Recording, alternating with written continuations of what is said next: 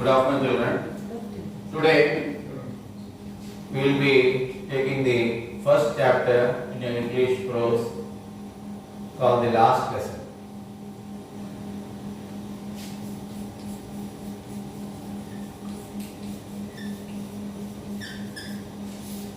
This is written by the French author Alphonse Daudet.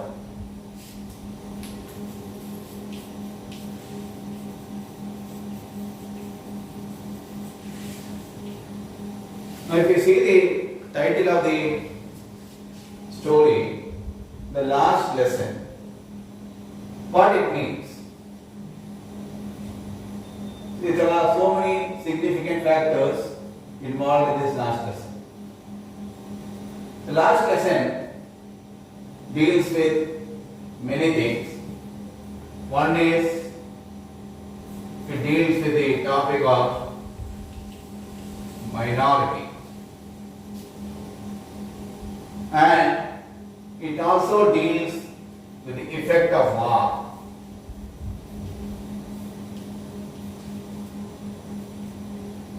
And it also deals with an attitude of people called the chauvinistic attitude.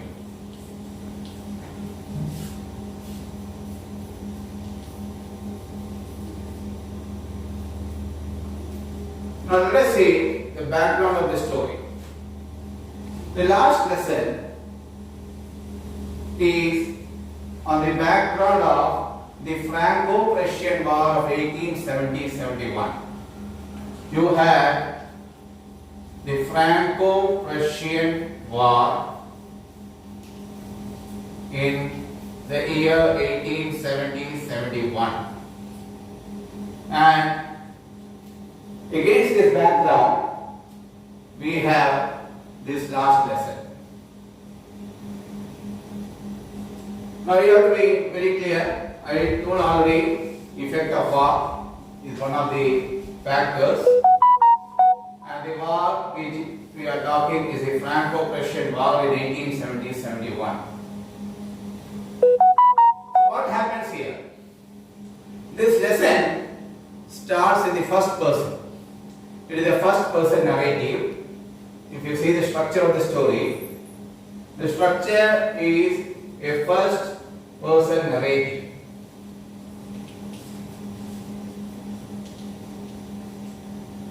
You are the first person who is talking about what has happened to him.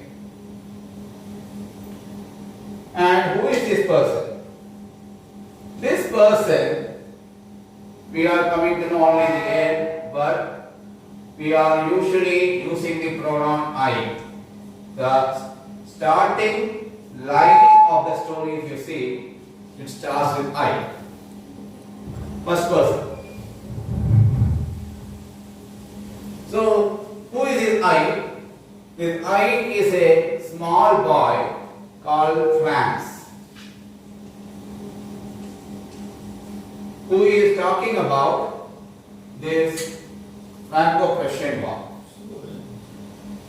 And this Franco-Prussian War, what happened was, France was defeated by Prussia, and two territories of France called Alsace and Lorraine. These are very famous for the mining. These two areas were occupied by the Prussian forces. And in the beginning of the story, we see that France is rushing to the school. This boy is rushing to the school, and as he rushes, he passes through the town hall, and there is a large crowd which is assembled in the crowd hall. There is a bulletin board, and I told there is a war going on, and all the bulletins relating to the war is displayed in the board, and there is a lot of crowd who is reading the bulletin. But this boy is not interested in bulletin. He is interested to reach the school as fast as possible. The reason is that the teacher had assigned him a job to read the participles of grammar, and he will be tested on the participles in the class on the same day, and he was late to school. So he was rushing, and as he was rushing, one of the persons who was standing in the town hall says, he was a blacksmith, he says, you don't have to rush. There is plenty of time available for you to reach the class. So the boy literally thinks that the blacksmith is making fun of him because he is late, he is rushing to the school, and he is being made fun of. But as he reaches the school compound, he finds that everything is strange there. It's a strange atmosphere which he has never found till now. What happens is, there are certain things which happens. Generally, the school, there is a lot of noise. There is a noise of the wrapping of the ruler on the desk by the teacher. The students will be repeating the lesson in unison, but it is complete silence. So he feels some strange thing. What has happened? And he was actually thinking of entering the classroom in the middle, where a lot of noise and din is there. He wants to enter. But unfortunately, it is not so. And he enters through the main door, and he finds the teacher sitting in the chair. And the teacher also, the way the teacher asks him to come in is also strange. Generally, as far as France is concerned, the teacher is very cranky, very strict. But the teacher says, it's fine that you came now. We were beginning without you. We were going to start the class without you. So please go and occupy your chair immediately. So he goes, he sits, and then he finds that first, because he was in tension, he has not noticed whoever is there in the classroom. Now as his tension is released, he looks around and he finds some more strange things. There are many old people. Okay? There were many old people. Okay, the old postmaster, mayor, etc., who were sitting in the last benches. Generally, the last benches were empty, but today it was full. The entire class was occupied. And then another strange thing he finds. The teacher himself, he was dressed, okay, like for some occasion. Okay, he was dressed for some occasion. Generally, the dress he wears was generally for some celebrations and occasions or award ceremonies, etc. That dress he was wearing and he was sitting. So many strange things. And France, I told you, was not so much interested to come to the class. It was a bright sunny morning also. And he was generally thinking of going outdoors and playing or climbing some trees and taking the eggs of some birds or go sliding on the Saar. Saar is a valley, the region, the mountain region. He wants to slide on the ice and play. So these are the things generally he wanted to do. But after entering the class, there is a lot of strange things he finds. And then, M. Hamel, that is the teacher's name is M. Hamel, Monsieur Hamel. It's a French word, I told you, Monsieur, we call in English Mr. and in French they call as Monsieur. So M. Hamel starts the class and says, Today all of you should be very attentive because orders have come from the Germans that French language teaching should be stopped from tomorrow. From tomorrow onwards, there will not be any more French teaching. That's all. And as soon as he listens to this, France, the word used is thunderstruck. He was thunderstruck. Now what do you mean by thunderstruck? You know thunder and lightning. All of a sudden it comes. So this was a sudden shock. He had never expected it. So he was thunderstruck by the narration of M. Hamel that it is a last French class. And so he starts the lesson. M. Hamel starts the lesson. First, I told you he was asked to recite the rules of the participle. He was supposed to learn and come. So he starts asking all the children. And he also asked Franz to recite the participles. But definitely he was not able to do so. Because Franz has not learned. And then M. Hamel makes a comment. See, I will not blame you. He is very friendly and he says, I will not blame you. Because all of us are responsible for what is happening to the French territory. All of us are responsible. And in what way all are responsible? He says, see, your parents were not interested to send you to school. They were rather interested in sending you to some farm or mill to earn extra money for the family. First reason. Second is, Franz himself, I already told, was not interested to come. Individual. Third is, he says, I am also equally responsible. Because I made you to water the garden instead of taking class many times. And whenever I wanted to go fishing, I gave a holiday to the school. So all of us are equally responsible for the state of France today. And what is the state of France?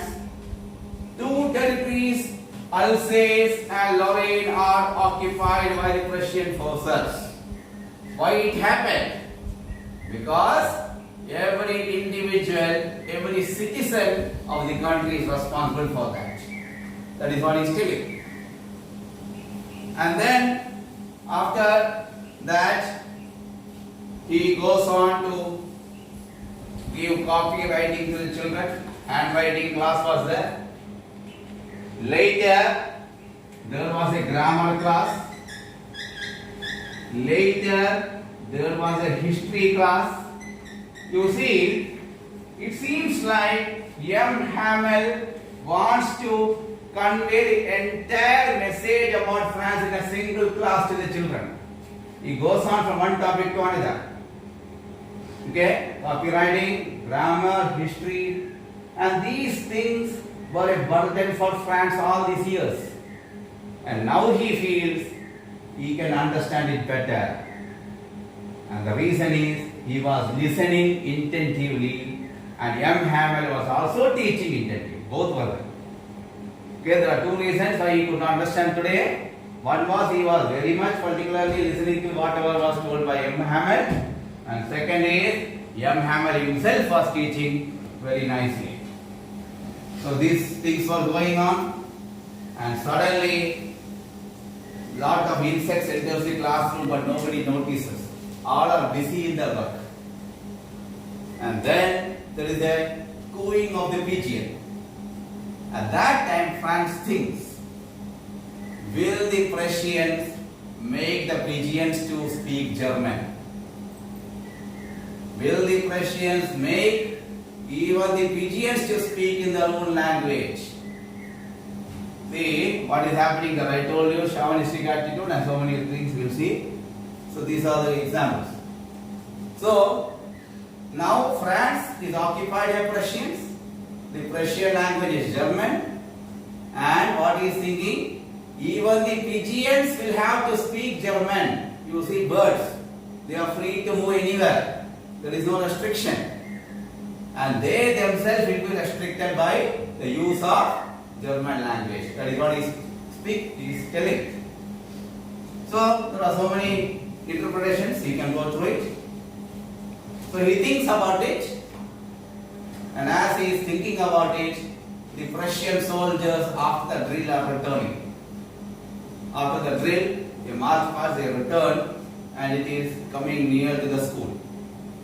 And as it is coming near to the school, France is thinking about the things, thinking about the entire classroom where old people are sitting, thinking about that he cannot learn French anymore from tomorrow, thinking about the service made by M. Hamel, and it's a great service. For the last 40 years he is teaching there. Very clear. For the last 40 years, M. Hamel has been teaching there, but nobody has learned the mother tongue, even though he is teaching. And that is why M. Hamel makes a comment also, that how can you say that you are a French when you don't know how to read and write French? When the Prussians are occupied, they come, you say, no, you go back, you are outsider. How can you say? How can you say that Prussians are outsiders when you yourself don't know your own language? And knowing your language is the key to the prison. You have to know your language, and whenever you are in prison, it is a key which will open the prison. This is what he says. So the Prussians are returning, and as they return, what happens is M. Hamel turns to the blackboard. He is fully emotional. He is not able to speak, and he says, "I," and he wants to speak, but he cannot. His voice is choked. He cannot speak further, and he simply writes in bold letters, very bold letters, what he writes very clearly. Okay? What he writes is this word. Which one? Viva la France. This is in very big bold letters he writes. Viva la France. That means long live France. Okay, this is what he says. And then what he says is, when he says this, he cannot look into the children, he is remorseful, he is totally choked, he just writes, and without seeing the children, just turning to the board, he waves the hands and says, "The school is dismissed, you may go now." This is the last line of the text. The school is dismissed, you may go now. That means there is no more French teaching from next day. School is dismissed. So this is what is happening, and you people have to read the text, and I have told you some structure and some basic themes which I had told in the beginning. You may look into it, and any doubts you can clarify later. Done.